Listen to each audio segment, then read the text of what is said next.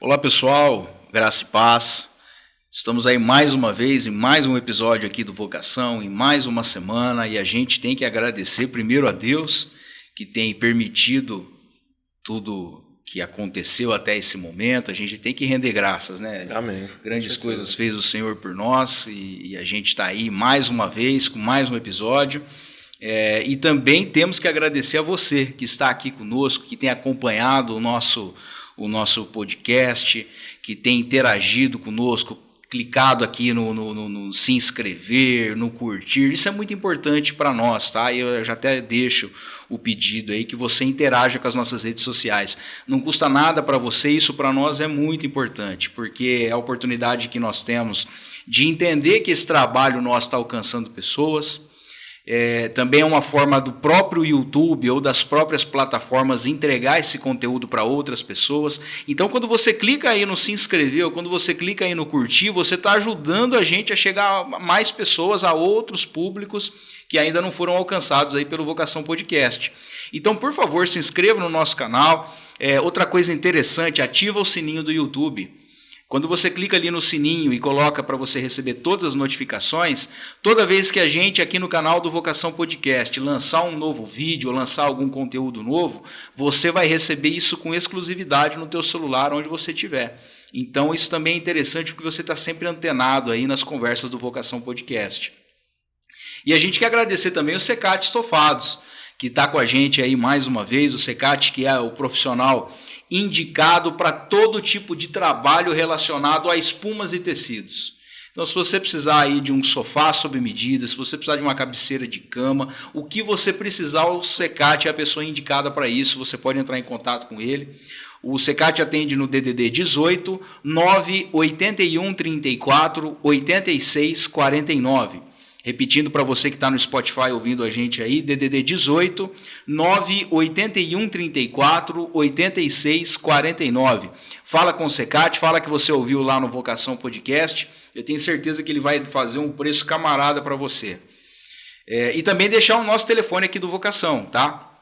Nosso telefone aqui, para você falar direto no WhatsApp com a gente, é o DDD 18 997 37 90 63. Repetindo, DDD 18 997 37 90 63. É a oportunidade de você falar conosco e também a nossa chave Pix. Então você que puder fazer alguma doação para a gente, qualquer valor já ajuda a gente a cobrir os custos aqui do podcast. Faça isso, vai estar aí na tua tela durante toda a gravação um QR Code fixo, então você pode a qualquer momento aí ler com o teu celular e fazer essa doação para a gente. E também, se você é empresário e quer aproveitar o espaço publicitário aqui do programa, entre em contato com a gente, fale conosco, nós temos vários programas aí de patrocínios, eu tenho certeza que vai ter um aí que vai te interessar, tá bom? E hoje a gente está com eu estava aqui no briefing conversando entre nós aqui, o maior pesquisador da indústria calçadista de Birigui, professor Marco Aurélio. Professor, uma honra receber o senhor aqui, muito obrigado, tá, pela vinda, e o senhor tem uma história grande lá em Birigui, né? Conta para nós aí, como é que é isso aí? Bem, quero agradecer ao Guilherme, ao Hélio, quem está aqui assistindo o podcast de vocês. É um prazer estar aqui. Guilherme, a gente nasci em Birigui, então O senhor é de nascimento lá de Birigui, né? Nascimento, e durante minha carreira, desde a graduação, eu estudei a indústria de calçado, porque eu achava relevante a temática, havia poucos estudos, e me aprofundei bastante, contribuí bastante com o entendimento, conhecimento do setor, do desenvolvimento, e não só de Birigui como a indústria, como da história de Birigui também, uma cidade fundada em 1911, e no qual eu ajudei a resgatar muito do acervo histórico do município, que hoje é importante, e eu acredito que da nossa região é o melhor acervo que nós temos. Professor, o senhor é economista de formação. Isso, economista de formação. O senhor se formou onde? Como é que foi essa trajetória? Quais as formações do senhor? Bem, então eu me formei em economia na Toledo, né, e depois eu tinha uma vocação, eu sentia nessa área de pesquisa, e eu quis seguir carreira. E nesse contexto eu fui, né, logo na sequência do curso, fazer mestrado em economia na Unesp de Araraquara, no qual eu tive a grande oportunidade de conseguir uma bolsa da FAPESP, que é a Fundação de Amparo à Pesquisa do Estado de São Paulo, no qual eu pude me dedicar. E lá eu aprofundei, inclusive, o estudo de Birigui, nós não tínhamos fonte de pesquisa, eu fui buscar informação em Franca, lá no Vale do Rio dos Sinos, no Rio Grande do Sul. Franca também é muito importante na indústria calçadista, né? Isso, então assim, em São Paulo nós temos 3 polos calçadistas, que estão concentrados em 3 cidades, e cada uma tem uma especialização. Birigui na produção de calçado infantil, isso vem desde 1958, quando foi fundada em Birigui a primeira fábrica de calçado infantil. Franca no calçado masculino, em especial produção de calçados de couro, e a cidade de Jaú no calçado feminino. Esses são os 3 polos calçadistas do estado de São Paulo, e outro grande produtor fica lá no Rio Grande do Sul, que a gente chama Novo Hamburgo, Vale do Rio dos Sinos. E aí o senhor se formou lá na Unesp e já veio trabalhar aqui na região de Araçatuba, o senhor veio direto para a faculdade, como é que foi essa carreira profissional do senhor depois da formação? Bem, então terminando a Unesp lá em 2004, eu já comecei a lecionar, né, no mês de agosto de 2004, então são 21 anos trabalhando no ensino superior, e aí eu segui carreira, né, trabalhei em várias faculdades, lecionando dentro das disciplinas de economia, para curso de direito, administração, contábeis, agronomia, desenho industrial, engenharias. Então sempre tinha disciplinas de economia no qual a gente procurava trabalhar. Continuei com as pesquisas, né? Depois eu fiz uma inclinação não só para a questão da indústria calçadista, mas para uma área da economia que a gente chama de economia local, regional, desenvolvimento econômico, trabalhar com indicadores. Então isso é algo que eu gosto muito e isso tem ajudado muito na minha carreira. Ô, professor, vamos falar de Birigui, que acho que é uma questão interessante para a gente trazer aqui para a discussão. Birigui vive calçado? Sem calçado, Birigui não seria Birigui? Como é que o senhor enxerga o cenário econômico lá da cidade de Birigui?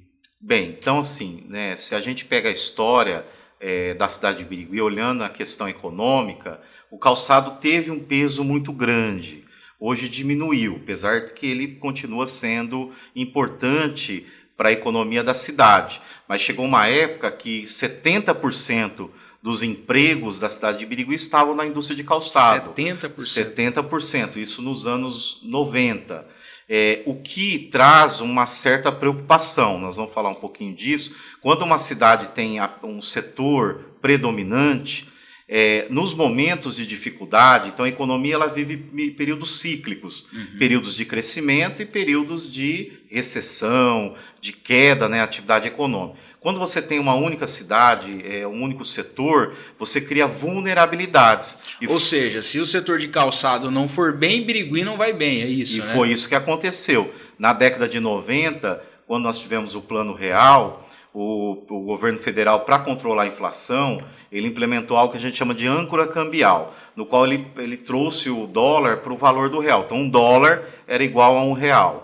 Nesse contexto, as importações de calçado da China, do Sudeste Asiático, se tornaram extremamente competitivas. E isso fez com que Birigui vivenciasse na sua história a pior crise econômica. Olha só. Nós tivemos um desemprego, ou seja, quase 6 mil pessoas entre 94 e 95 que perderam o emprego. E isso foi devastador para a economia da cidade, porque você tem demissões, fechamento de empresas, o setor público não arrecada tributos, isso gera dificuldade para as outras dimensões, saúde, educação, infraestrutura. E ali foi uma lição importante, porque a cidade passou a enxergar a necessidade de uma diversificação produtiva, ou seja, eu tenho que ter outros eixos, outros setores produtivos também, gerando emprego e participando da economia para não ficar vulnerável a um único setor. E hoje Birigui, o calçado ainda é muito relevante para Birigui? Então, hoje mudou bastante dessa realidade que 70% do emprego estava na indústria calçadista, hoje o calçado representa 25%. Nossa, ou seja, ainda é muito. importante, mas é um quarto, né? Então você já tem agora o setor de serviço, setor de comércio. Dentro da indústria, a gente tem a indústria metalúrgica, moveleira, de aquecedores solares. Então você tem uma diversificação na matriz produtiva da cidade que gerou um equilíbrio melhor para o desenvolvimento de Birigui, fazendo com que ela tenha uma alta empregabilidade, porque agora, além do calçado, que emprega muitas pessoas, porque ele é intensivo em trabalho, nós temos outros eixos produtivos e que isso também foi induzido um pouco pelo setor público. A gente vai falar um pouquinho dessa experiência na área do desenvolvimento econômico de Birigui. E essa pulverização aí dos agentes econômicos proporcionou esse crescimento de Birigui, porque nos últimos 20 anos, assim, a percepção que a gente tem de Birigui é uma cidade que cresceu muito. Explodiu, em né? um relativo espaço de tempo curto, né? Ela teve um crescimento bastante relevante. Se ela continuasse ainda dependendo muito do setor calçadista, ela teria... O que acontece? Isso mesmo, esse crescimento, Birigui cresce muito, do ponto de vista demográfico, do ponto de vista da dimensão, né, geográfica da cidade, bairros e esse dinamismo, mas isso se deu a essa diversificação. Se fosse depender apenas do setor de calçado, depois, nesses últimos 20 anos, além do período dos anos 90, do Plano Real, o setor calçadista enfrentou outras crises. E isso poderia reter esse crescimento que a cidade teve. Essa diversificação que a cidade vem realizando nos últimos tempos é o fator que explica esse dinamismo. Quando a gente pega a nossa região administrativa de Araçatuba, que é composta por 43 municípios, Araçatuba lidera com mais de 200 mil habitantes, depois vem Birigui. Mas quando a gente enxerga as questões econômicas, Birigui tem essa diferenciação. E está muito voltado também ao setor industrial. Então, de todas as cidades aqui da região, Birigui é a cidade mais industrializada, porque além de ter o polo calçadista, tem outros segmentos, como eu comentei, metalúrgico, moveleiro, aquecedores solares. Então, tem uma indústria na área de transformação, máquinas e equipamentos agrícolas. Essas indústrias exportam, e a gente chama assim, quando você tem um setor produtivo, industrial, ele favorece o desenvolvimento de algo que a gente chama de cadeia produtiva. Então, dentro de Birigui, além da indústria principal, você tem fornecedores de matéria-prima, de insumos, de componentes, você tem uma cadeia que faz com que a cidade tenha esse dinamismo econômico. Você acaba movimentando muitas outras áreas, né? E isso, então, calçado, você tem caixa de calçado, você tem um cara que faz formas, você tem a transportadora, você tem máquinas, você tem terceirizados, a indústria metalúrgica de Birigui, você tem outras etapas inseridas. Então, isso vai gerando uma diversificação. E o mais interessante, vinculado ao empreendedorismo,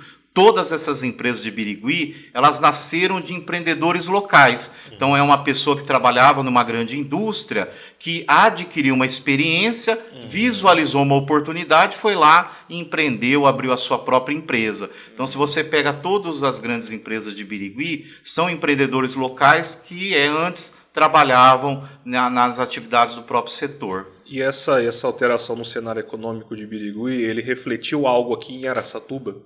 Ele influenciou alguma coisa, afetou alguns setores daqui? O que acontece? Diretamente não, mas muita gente de Araçatuba trabalha lá, mas Araçatuba, né, complementando as características de Birigui, que tem essa vocação industrial, Araçatuba lidera como um polo de serviço e um polo de comércio. Então, esses trabalhadores de Birigui, essa população, ela vem adquirir serviços aqui em Araçatuba, desde a parte de gastronomia, né, a parte de supermercados, o polo de comércio, né, o calçadão, parte de serviços médicos, educacionais. Então, isso gera uma complementariedade entre as duas cidades que favorece o desenvolvimento de ambas e também da região, porque elas têm um peso. Birigui e Araçatuba representam 50% do PIB da região. Então, conforme crescem essas cidades, tem uma repercussão favorável ao desenvolvimento da região administrativa de Araçatuba. Então melhorou a economia lá, melhorou o poder de consumo do pessoal lá e aplicam aqui também. Isso, que acaba trazendo essa renda aqui para Araçatuba, fortalecendo os setores de comércio e serviço, de modo que a nossa região acaba se desenvolvendo nesse contexto. Professor, qual é, do ponto de vista do gerenciamento de políticas públicas, o que é mais interessante para um município? Investir na industrialização, investir nos serviços?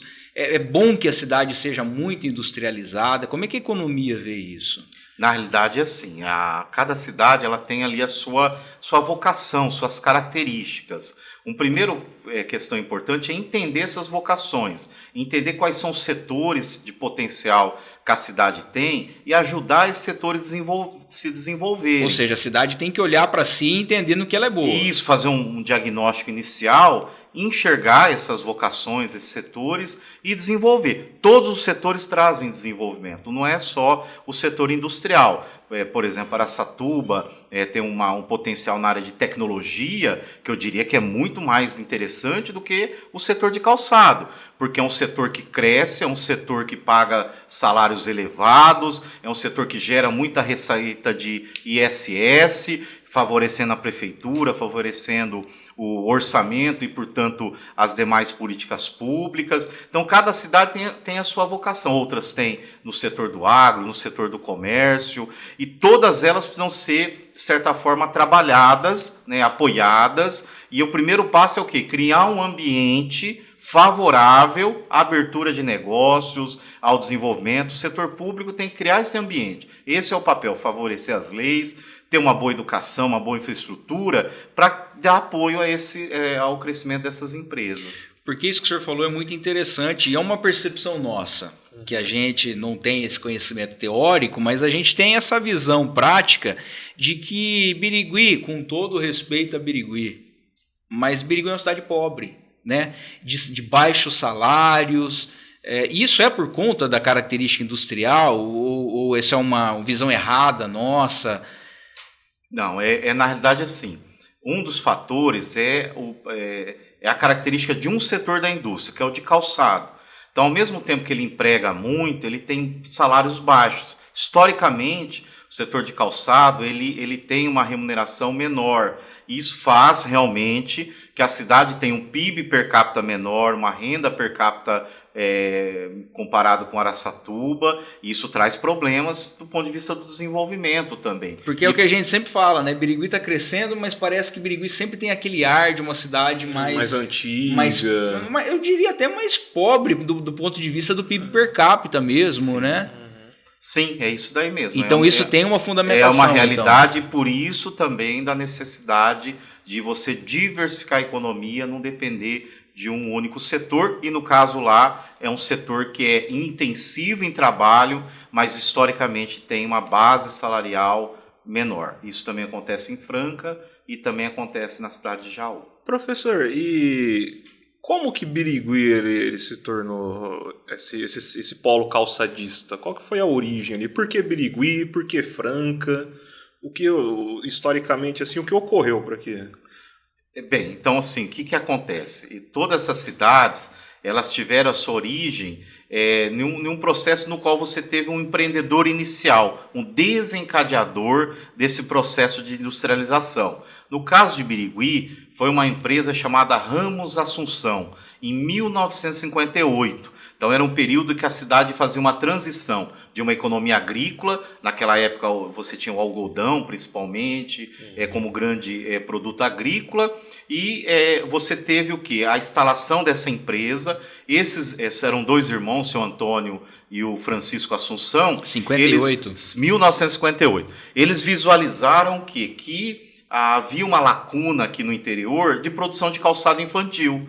E eles empreenderam na produção de calçado infantil. E aí vem aquilo que a gente chama de efeito demonstração. O sucesso da empresa dos irmãos Assunção fez com que outros empresários, outras pessoas passassem a empreender, ou seja, criarem as suas próprias fábricas de calçado.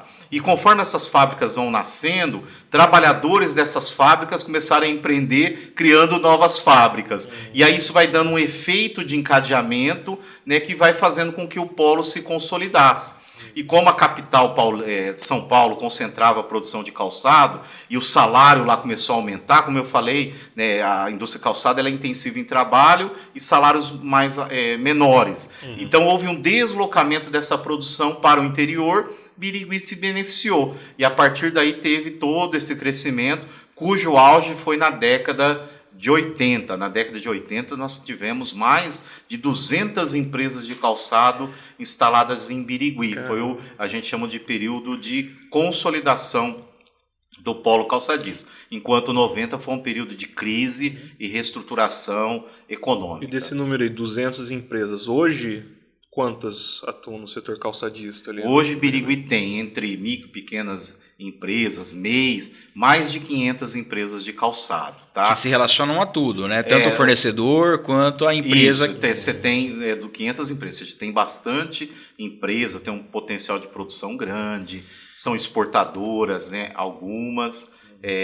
Então foi essa a história da indústria. E 58 a gente está falando, se não me engano, do segundo governo Vargas, né? Getúlio Vargas, ou não? Não, já era, não vou lembrar agora exatamente, mas não era... Não, o Vargas, acho que ele tirou a vida em 54. Isso, foi? 54? Eu acho que ele era... Mas a gente teve uma tendência de industrialização no Brasil, sim, né? Pega um pouco do JK, Juscelino Kubitschek, né? Esse período de auge do polo, do início ali do setor, da parte embrionária, que o período de Juscelino Kubitschek teve uma industrialização forte, né, um crescimento econômico forte. Que foi uma época que o Brasil evoluiu bastante ali, né, nesse período, né? Que foi o começo dos anos 60. Então, Birigui pega também um pouco dessa oportunidade de um país no qual enxergou a necessidade de uma industrialização para não ficar dependendo da compra de produtos industrializados do exterior. Aí você tem em vários lugares do Brasil... Esse ambiente interno que potencializou, né? Isso, aí Franca desenvolveu, Jaú,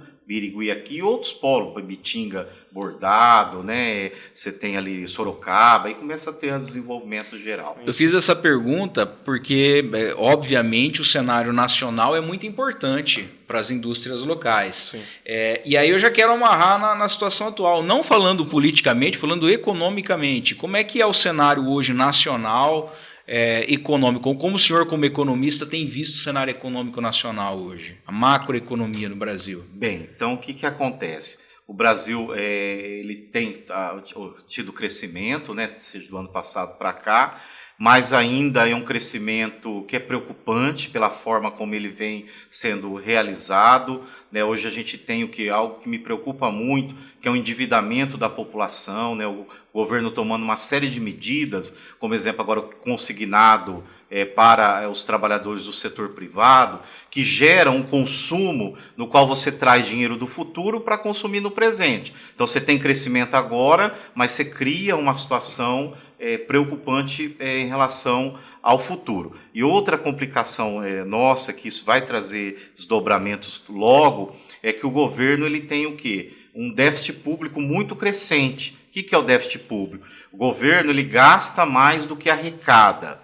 E essa diferença ele cobra emitindo títulos e se endividando. Então isso vai ter um custo alto para a sociedade pouco na frente. Então o que eu quero dizer? O Brasil está tendo crescimento, mas é um crescimento de certa forma artificial, que traz uma preocupação no futuro. Nós temos hoje as maiores taxas de juros do mundo, que é a taxa básica de juros chamada taxa Selic. Se você pega qualquer país do mundo, não tem uma taxa real de juros igual a nossa. E isso dificulta o endividamento também, que a pessoa toma empréstimo, o próprio governo, né, precisa buscar esse dinheiro no mercado, ele paga o valor da Selic, que é um valor alto. Só para dar um número para deixar... Ou seja, endivida o próprio país. Para deixar colocado aqui para quem está ouvindo, esse ano 2025, o governo vai gastar mais do que arrecadar, ou seja, ele vai ter um déficit público de R$1 trilhão. 1 trilhão. Ou seja, o cartão de crédito no final do mês do Brasil vai ser de 1 trilhão que ele não vai conseguir pagar. De 1 trilhão, uma parte dessa rolagem em cima da Selic, que está 15% ao ano. Mas e aí, o que o país faz, professor? Ele simplesmente não paga? Ou ele pega dinheiro em algum outro lugar, Não, ele fabrica moeda? No caso agora nós estamos rolando a dívida, então você paga uma dívida antiga com uma dívida nova, só que isso vai aumentando, né, esse endividamento do governo, só que vai chegar um momento em que há uma desconfiança dos agentes econômicos, sejam internos ou externos. Porque ele não empresta mais o dinheiro, que ele começa a olhar... Ou empresta muito caro, né? Isso, se o governo vai conseguir ou não honrar esses compromissos, aí ele vai querer cobrar um juro maior ou vai deixar de emprestar, o que vai trazer grandes dificuldades para nós. Então, assim, eu vejo que esse crescimento ele é artificial, ele é preocupante e, assim, precisa ser mudado esse crescimento, que não deve ser baseado no consumo, e sim no investimento, na melhoria da infraestrutura, na produtividade, na inovação. Que esse sim é um crescimento sustentável, é um crescimento sustentável, que foi o caminho percorrido pelos países tidos como desenvolvidos hoje. Não é inflando o consumo através de políticas populistas, de certa forma. E o nosso PIB ele é calculado também incluindo o gasto governamental. Não tem essa também, questão. O gasto governamental entra e você vê o que é uma coisa que não é um crescimento real. Mas no resto do mundo não é assim o cálculo. Não, é da mesma forma, tá?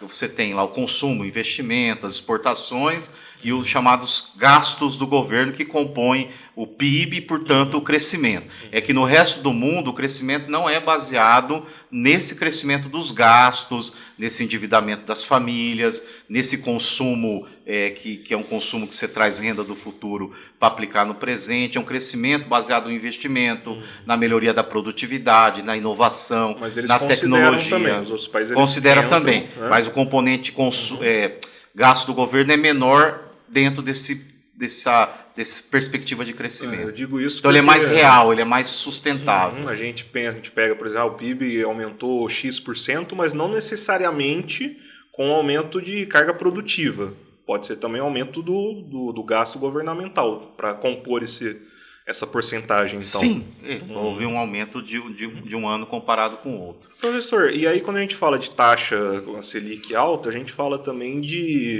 do pessoal trazer o dinheiro de volta para deixar rendendo aqui no país também. Essa tua pergunta é importante, essa que eu vou fazer aqui agora, porque ela dá base para a sua. Tá, então manda. Professor, explica para quem está em casa, para esse jovem que está aprendendo agora sobre economia, o que é a taxa Selic? Por que isso é importante? Porque recentemente a gente teve o aumento da taxa Selic, foi para 15%, né? A maior taxa, acho que em 20 anos. Tá, o que isso quer dizer para quem não é da área? Bem, então o que acontece? Todos os países eles têm uma taxa de referência que a gente chama taxa básica de juros. Por que referência? Porque essa taxa de juros ela vai precificar todos os empréstimos que tem no país. Ou seja, todo empréstimo usa essa taxa de referência. Tem como referência a taxa de juros. Tá. Por isso que a taxa Selic, por isso que ela é chamada taxa básica. Tá. A sigla Selic é Sistema Especial de Liquidação e Custódia. É uma sigla que representa essa taxa de referência que o Banco Central usa para poder financiar o governo, emitir esses títulos da dívida. Então, quando a Selic aumenta o juro, por exemplo, de um empréstimo pessoal que a pessoa vai pegar, de um crédito consignado, do cheque especial. Ou seja, o Hélio que é palmeirense, se ele for lá graças a Deus. Se ele for lá na Crefisa pegar um financiamento pessoal, ele vai pagar a taxa Selic mais... Não, ele vai pagar uma taxa de juro que tem como referência a Selic. E como a Selic está alta e vem aumentando, o Hélio vai pagar o quê? Uma taxa de juro mais elevada. Entendi. O que vai dificultar para ele no sentido de que esse juro, esse crédito que ele vai buscar, vai ficar mais caro, mais difícil dele pagar, mais custoso para ele, vai comprometer uma parte do orçamento dele, da família, ou se for um empreendedor, foi lá buscar um crédito para um capital de giro, por exemplo, um investimento, ou se o Hélio foi comprar uma casa, vai pagar um juro mais alto. E esse juro mais alto, ele tira uma renda que poderia ser alocada em um investimento, num consumo, em alguma coisa que trouxesse para a economia um crescimento mais sustentável. Ou seja, O que o governo está fazendo é deixar mais difícil que a população pegue crédito no mercado. Em tese é isso. Por que ele faz isso? Por que o governo faz isso? Por que o Banco Central aumenta a taxa Selic? Então, aí que é a grande discussão dentro das correntes de pensamento econômico é que o controle inflacionário do país, então o país tem um sistema de metas de inflação. O que é isso? Ele define um valor para a inflação para o ano seguinte. Então, para esse ano, é um valor de 4,5%. Como a inflação vai aumentando e pode ultrapassar esse 4,5%, o governo tem que tentar conter esse crescimento para alcançar a meta. Historicamente, o mecanismo que se usa para isso é o aumento do juro. Entendi. Porque o aumento do juro vai frear o consumo, vai fazer sobrar produtos. Quando você tem produtos sobrando, o preço cai e a inflação cai. Só que isso tem um custo muito alto, tanto para as famílias como para o próprio governo, que é o aumento do endividamento dele, tá? Ou seja, então é um remédio amargo que o governo está aplicando para segurar a inflação do país. Isso, para segurar a inflação. E há toda uma discussão, a efetividade disso. Se esse remédio que está se tomando é de fato o melhor para controlar essa febre. Pensar que a inflação é uma febre, você está dando um determinado antibiótico, mas esse antibiótico ele tem uma sequela muito grande. Está estragando muitas outras coisas, né? Então, assim, há toda uma discussão se não teria uma outra maneira, você monitorar os preços e atacar os elementos mais pontuais, mais específicos dessa escalada inflacionária com outras medidas que não fosse uma medida que é o aumento da taxa Selic, que traz tanta consequência negativa para a economia. Só que aí tem um outro ponto, né? Ele é uma forma de você controlar a inflação, mas você tem que ter outras medidas para estancar o que gera a inflação ao mesmo tempo. Porque só aumentar a taxa de juros e continuar agindo de maneira a aumentar a inflação também não vai adiantar, né? É mais ou menos o que acontecia nos anos 80, na época de hiperinflação, que o Brasil ele não estancava o que causava a inflação, e aí tinha aqueles planos e que a coisa não resolvia porque não estancava a sangria. Até que com o Plano Real, com aquele pacote econômico, foi feito o dever de casa. O senhor explica pra gente como que foi essa questão da hiperinflação nos anos 80 e como que o Real ele conseguiu resolver. Bem, então é bem colocado isso. O Brasil viveu um período inflacionário altíssimo. O tema é esse, hiperinflação.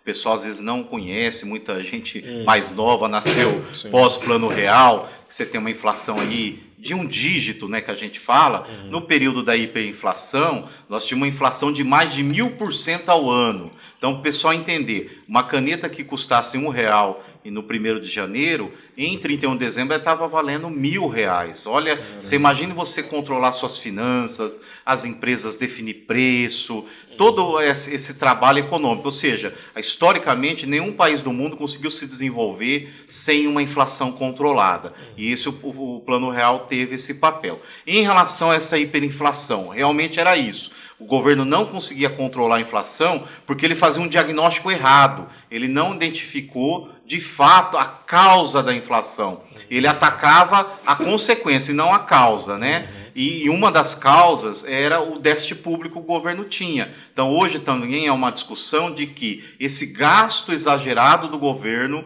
ele é um dos componentes que tem feito com que você tenha dificuldade de controlar a inflação e de alcançar essas metas. E aí o Brasil viveu períodos terríveis, no qual você tinha mudança de moeda quase todo ano, e vários planos econômicos, né? Então, 86 o Cruzado, 87 Plano Bresser, 88 o Plano Verão, 89 um plano lá chamado Feijão com Arroz, 90 Collor, 91 Collor 2, até que tivéssemos o Plano Real, que usou um conjunto de medidas no qual identificou a causa e, portanto, conseguiu controlar a inflação. E aí, a partir daí, a gente conseguiu manter uma inflação abaixo de 10%, né?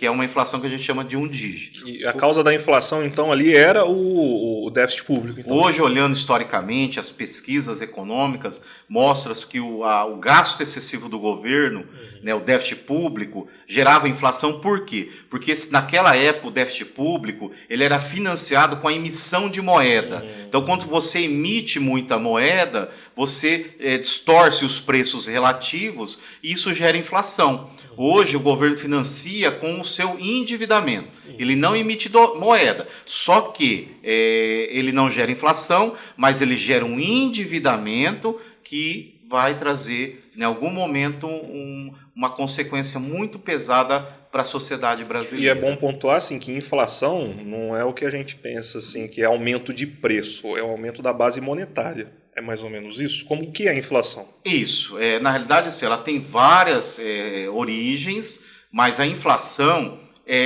como se diz, é quando o preço dos bens e serviços aumentam em relação ao período anterior. Então, você vai lá no supermercado, o arroz custava R$10, ele foi para 20, então ele aumentou 100%. E como o seu salário não aumentou na mesma velocidade, os preços relativos você perdeu o poder aquisitivo. Houve uma deterioração do seu salário, o que gera um empobrecimento da população. Então, em períodos inflacionários, historicamente, o que você tem? Aumento da pobreza, concentração de renda, uma série de consequências negativas. Por isso, do ponto de vista macroeconômico, quando a gente fala qual é que é o principal problema da economia, é a inflação. Então, toda a política econômica tem que ser concentrada para controlar. A questão é qual que é o remédio, quais seriam as estratégias mais adequadas para controlar essa inflação sem trazer uma sequela ainda pior no futuro. Eu pontuei isso porque uma das medidas nos anos 80 para controlar a hiperinflação era o congelamento de preços, né?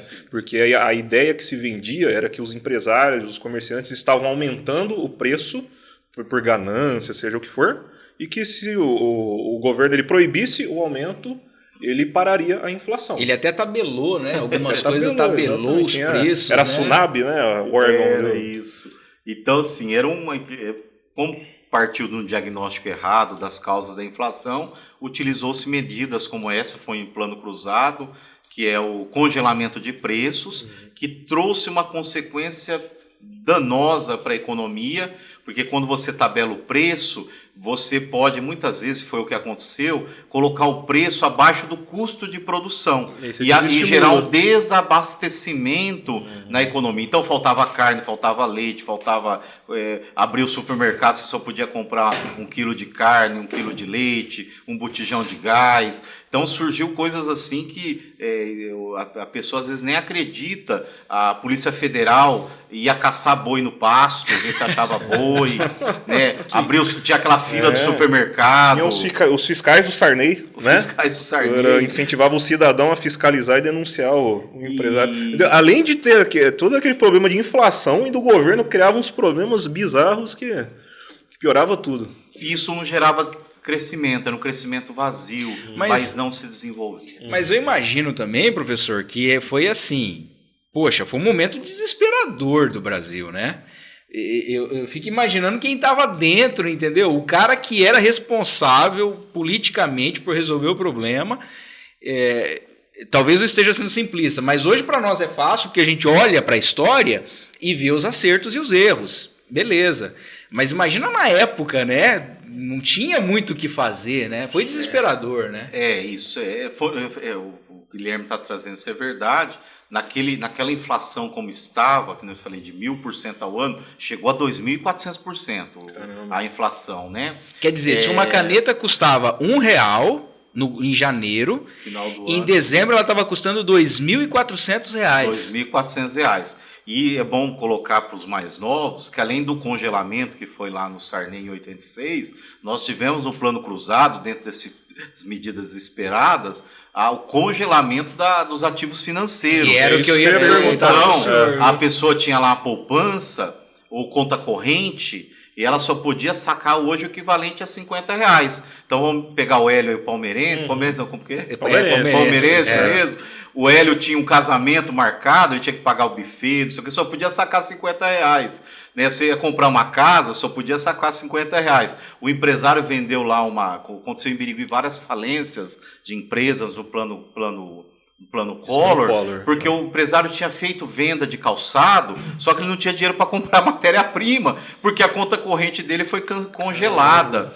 Ou seja, do dia para a noite, para quem está nos assistindo aqui e não viveu isso, do dia para a noite você não tinha mais dinheiro no banco. Não tinha, você só podia sacar. Isso foi anunciado num domingo à noite, ali naquele horário nacional, né? Entrou a Zélia Cardoso de Mello, era a ministra da Fazenda da época do Collor, e ela anunciou, a partir de amanhã, segunda-feira, a conta corrente, poupança e outros ativos que eu não me lembro, você só pode sacar o que hoje, para o pessoal entender, o equivalente a R$50. E aquilo foi uma medida de desespero. Houve avós que foi lá no Banco Central em Brasília com a bengalinha, eu quero o dinheirinho do meu netinho, está congelado, eu vou comprar um presentinho para ele. Então foi, mas teve falências, tem gente que infartou, teve um monte de consequência negativa. Só que no desespero, né, e devido a todas essas medidas, a gente tem um aprendizado. Então, quando a gente pega o depoimento do Fernando Henrique Cardoso, da equipe econômica dele,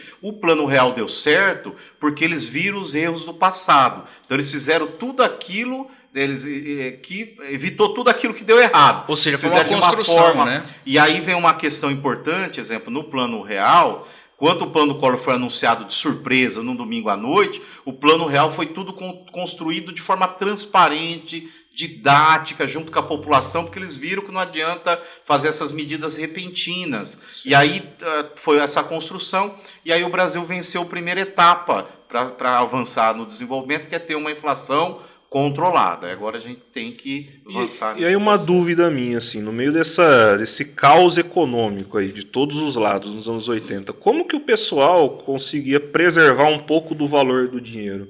Foi a época do crescimento das cadernetas de poupança? Como que era? Porque se de manhã estava um preço, de noite estava outro.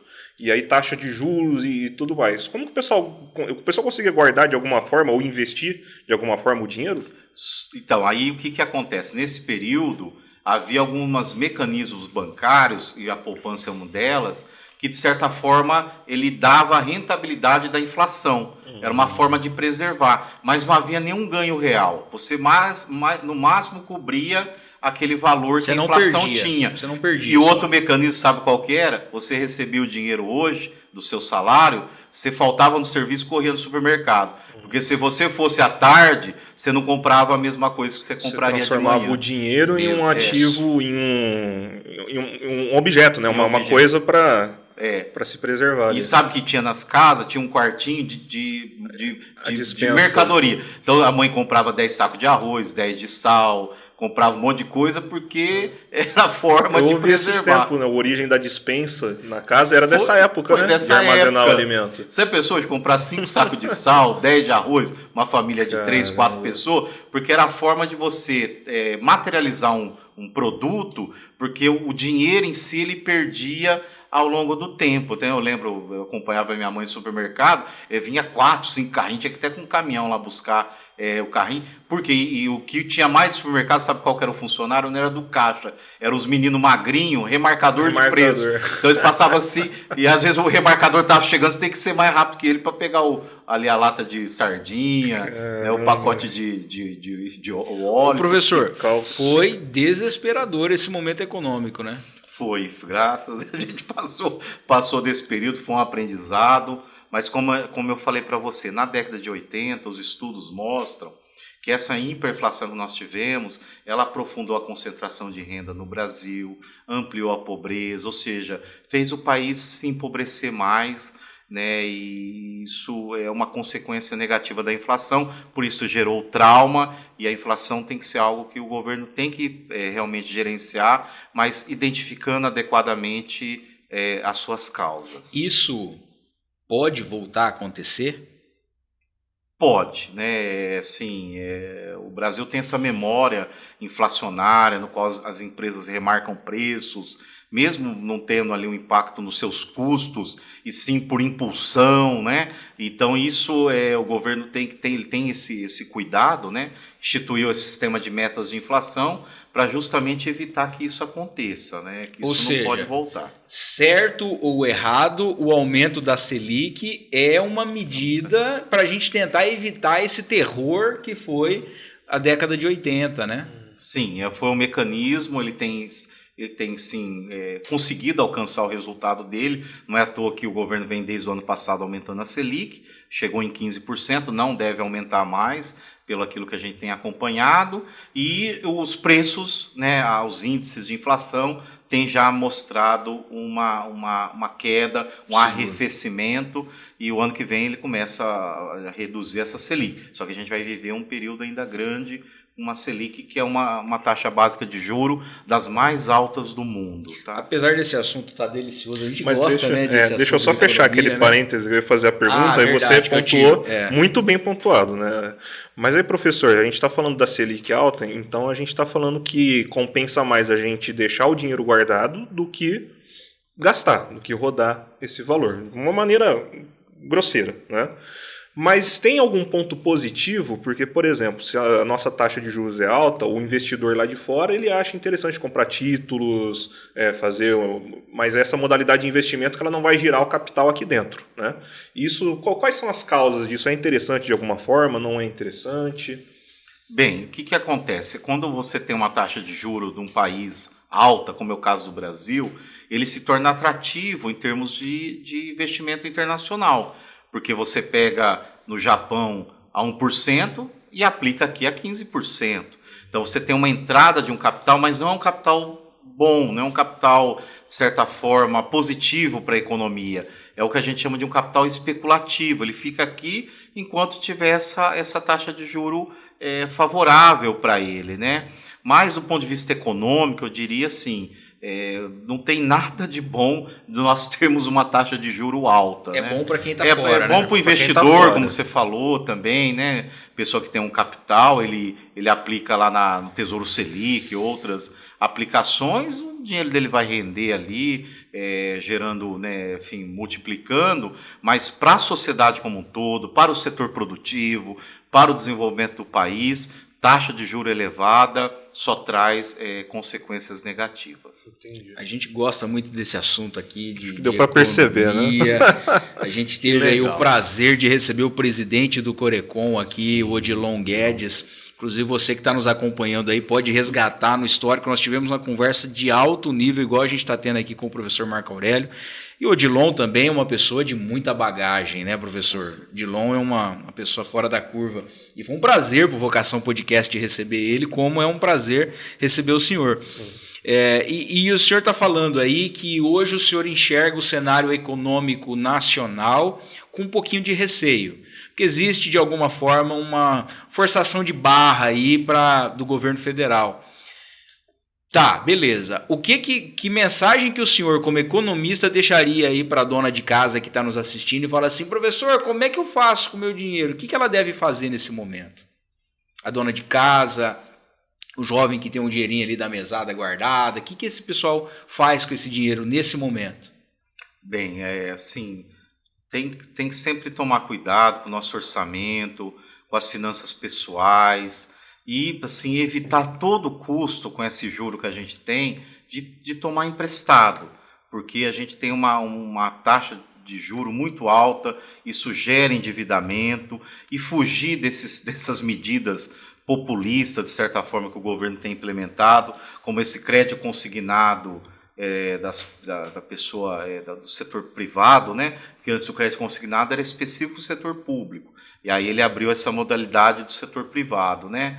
O saque do FGTS, todas essas medidas, e utilizar assim, com muito cuidado, no sentido de guardar, de poupar, de investir de alguma forma, não gerar, assim, levar isso para o consumo, porque lá na frente nós podemos ter uma situação econômica mais difícil e faltar recurso para a pessoa. Ou seja, o momento agora requer controle sobre gastos. Com certeza. Essa é a mensagem principal. Controle, e o que puder guardar e investir, para momentos de maior só abrindo um dificuldade. parêntese, essa experiência dos anos 80 de você correr para o mercado e não deixar o dinheiro parado, culturalmente, no hábito do brasileiro, isso reflete ainda hoje?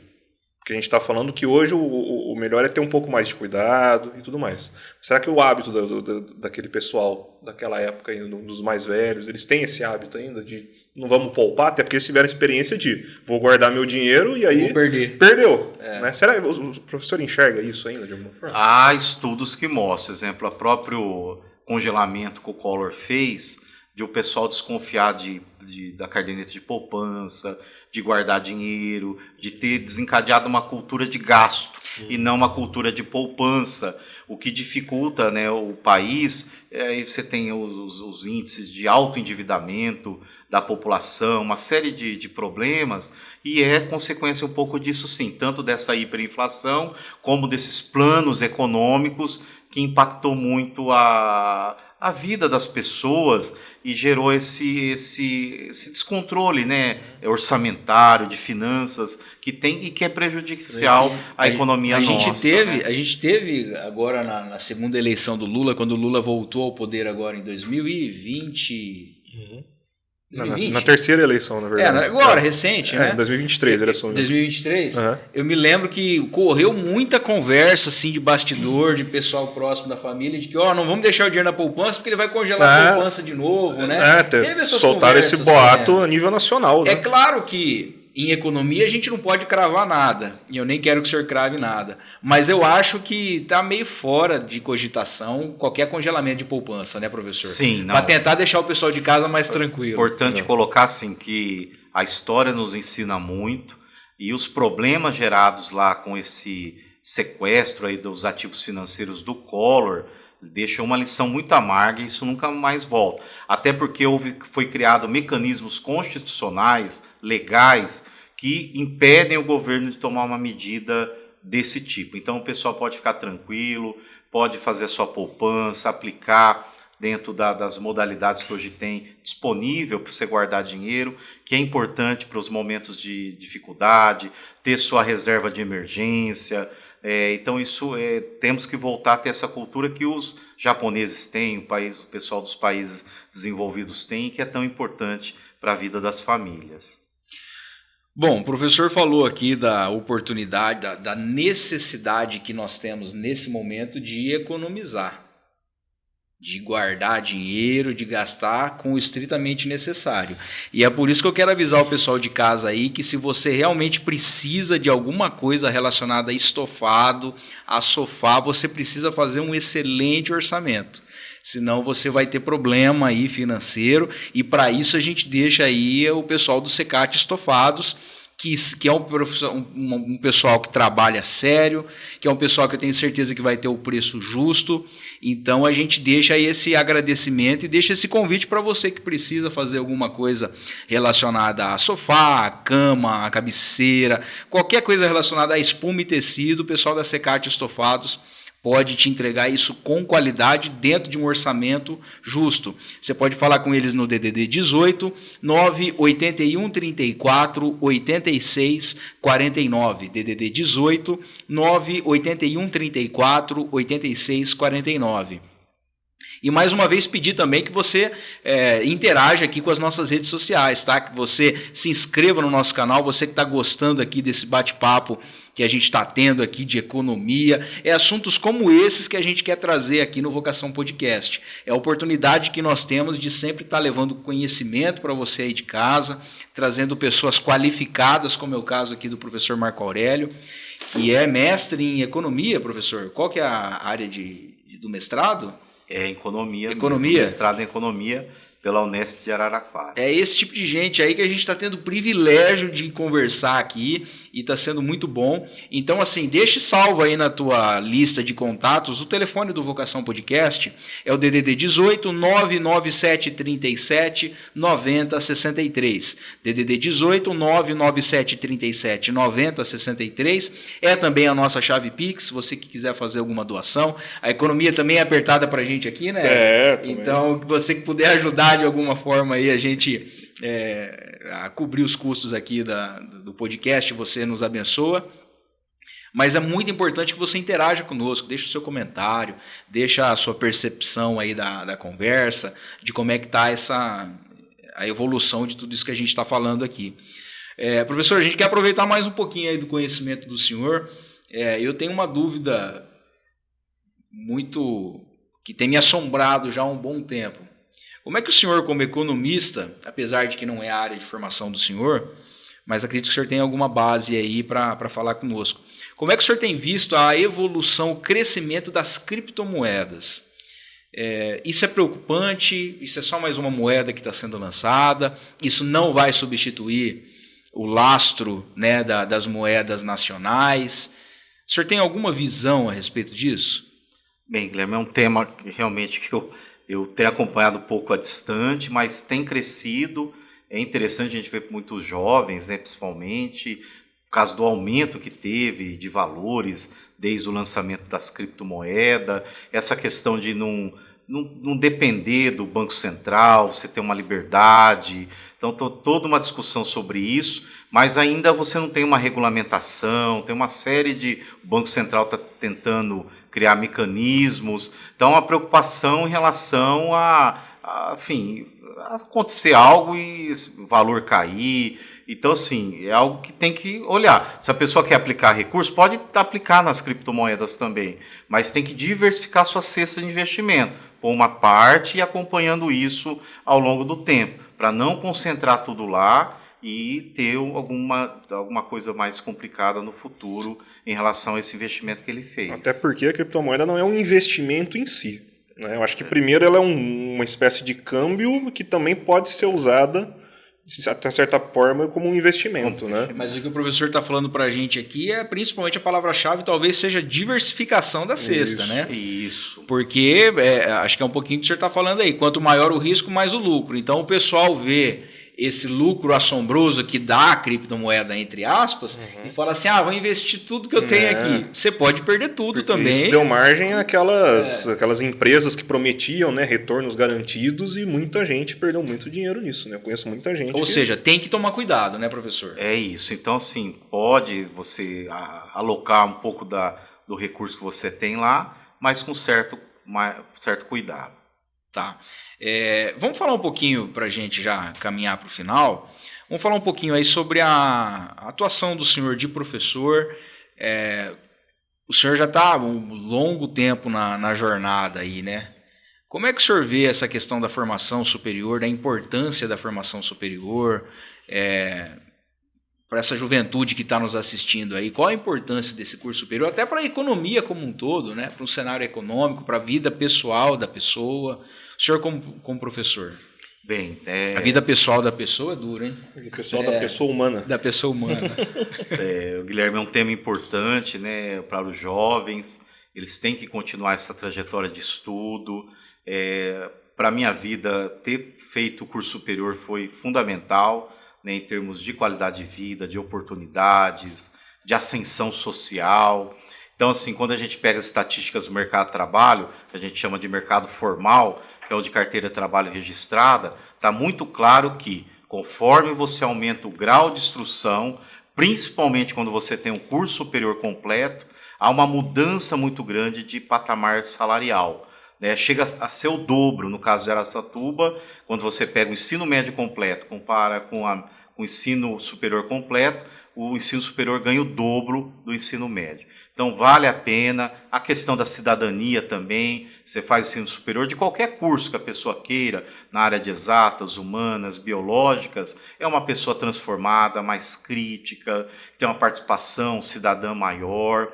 Então, eu recomendo a todos que quem tiver essa oportunidade, hoje tem várias opções, né, para as pessoas cursarem o ensino superior, ver qual que é a vocação, aquilo que ela pretende cursar, e faça o curso superior. É claro que você também tem o ensino técnico, tem algumas outras modalidades, mas que ela não pare de estudar. Isso é importante, e é importante para a economia também. Nós precisamos formar pessoas para trabalhar nas empresas, que aumente a produtividade, que tenham uma massa crítica, que nos ajudem a inovar, a implementar tecnologias para que o país possa se desenvolver, tá? Então, ao longo dessa história, é uma satisfação né, nesses 21 anos como professor, a gente vê vários alunos que quando chegaram lá no primeiro ano do ensino, a transformação que eles tiveram ali ao longo do curso superior e depois todas as oportunidades assim que ele teve dentro da carreira que ele escolheu.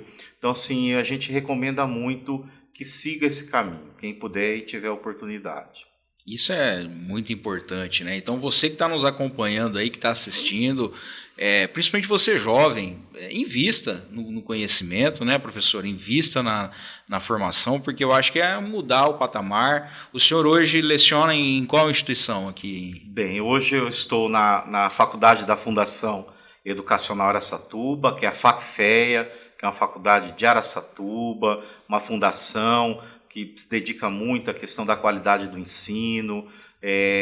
Gosto muito de trabalhar lá, além de ser professor lá, eu também sou coordenador do curso de Administração e Ciências Econômicas. Estou lá desde 2009 e é um convite para quem queira conhecer a nossa faculdade. Está vindo novos cursos, logo nós teremos nosso curso de Medicina, será o segundo curso de Medicina aqui da cidade de Araçatuba, e sendo a medicina, falando em termos de economia, outra área importante de desenvolvimento de Araçatuba, de potencializar o nosso desenvolvimento, como fez São José do Rio Preto, Marília, Presidente Prudente, esse complexo produtivo da saúde. Tem um hospital regional que deve ser instalado em Birigui daqui 2 anos, né? O governador Tarcísio deve trazer esse hospital. Então isso vai potencializar o desenvolvimento desse setor de saúde, o que vai beneficiar muito a Araçatuba.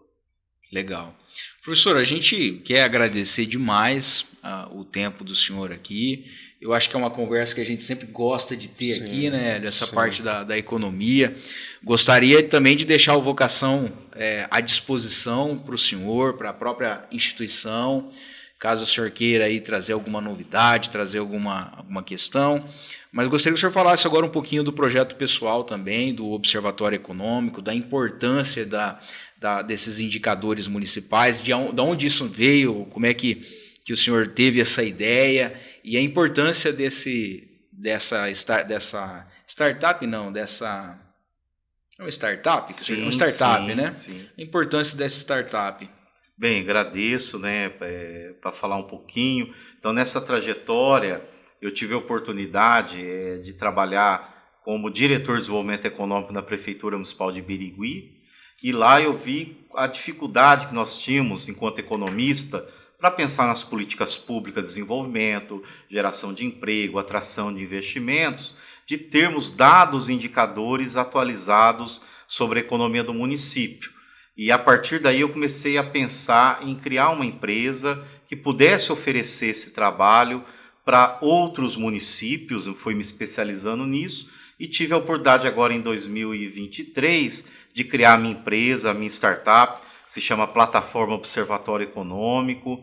Nós tivemos investidor e hoje essa empresa vem crescendo. Então o que funciona? Ela leva um sistema de inteligência e indicadores para a gestão pública ou para sindicatos, associações comerciais, para que eles consigam monitorar os indicadores econômicos do município. Ou seja, não é só a prefeitura, então. Não, a gente atua também no setor privado e eles conseguem o quê? Monitorar o desenvolvimento do município para enxergar o quê? As oportunidades, para onde está indo a economia, os gargalos, as dificuldades que estão tendo, seja na abertura de empresa, comércio exterior, né, na questão do mercado de trabalho, movimentação bancária, e com isso a gente apoia o setor público a enxergar essas vocações, a ter o quê? Evidências para você trabalhar com uma política pública mais, como falar, baseada em dados, e não sair atirando para qualquer lado, usando recursos públicos, sem que você tenha um diagnóstico bom da economia e consiga monitorar isso no tempo, para poder fazer os direcionamentos necessários. Hoje a nossa empresa está em 12 estados da federação, né, mais de 30 municípios atuando, temos municípios com grande perspectiva, inclusive agora para ir para São José dos Campos, São Bernardo, que são cidades, as maiores cidades hoje do país, né? E é uma satisfação, e é legal assim que é uma forma de aplicar esse conhecimento da economia, ajudando o setor público, e a gente tem bastante exemplos de sucesso em que esse trabalho nosso trouxe uma diferença, né, um resultado positivo ali, seja para o setor público ou para aquela entidade privada que a gente está ali como nosso cliente. Como é que o pessoal te encontra, professor? Está nas redes sociais? Qual que é o Instagram do projeto?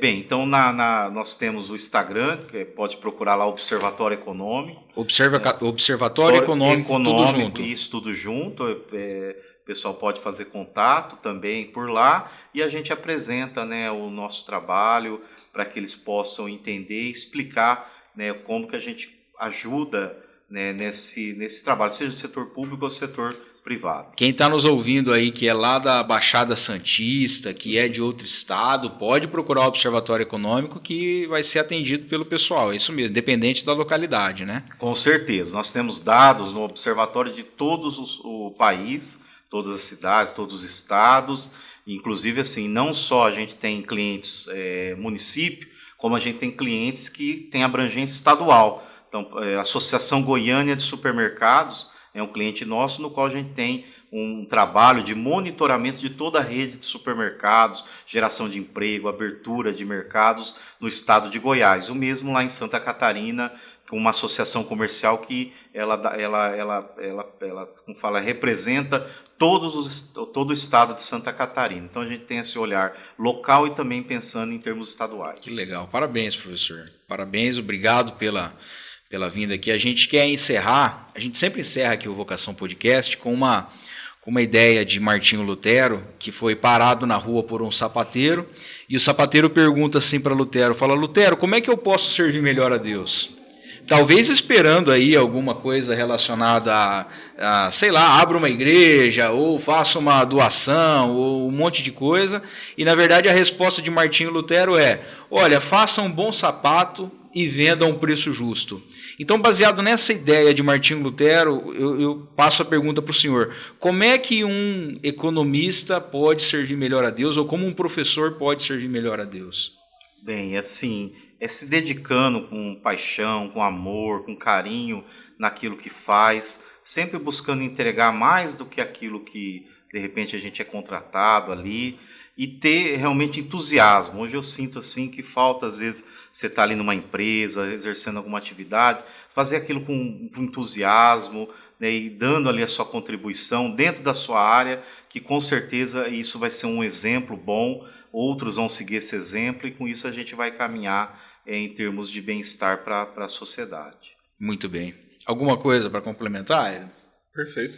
Professor, acho que enriqueceu bastante a vinda do senhor aqui no Vocação Podcast. A gente quer ter o senhor aí para outros assuntos, para outras questões econômicas aí. Com certeza. Porque eu acho que o conhecimento do senhor enriquece bastante a gente aqui. É um orgulho a gente ter esse momento com o senhor aqui, tá? Muito obrigado pela vinda e pelo tempo aqui com Vocação, tá?